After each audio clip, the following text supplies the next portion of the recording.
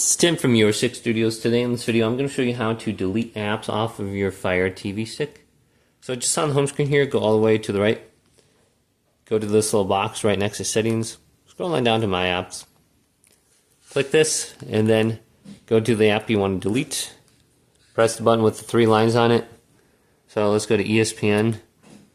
I'll open up this little menu on the right, going down to Uninstall. And then we can go to Uninstall right here. So you can do it through the app menu, or you can do it through settings. Go to settings, scroll on down, and you should be able to find the different options now for applications.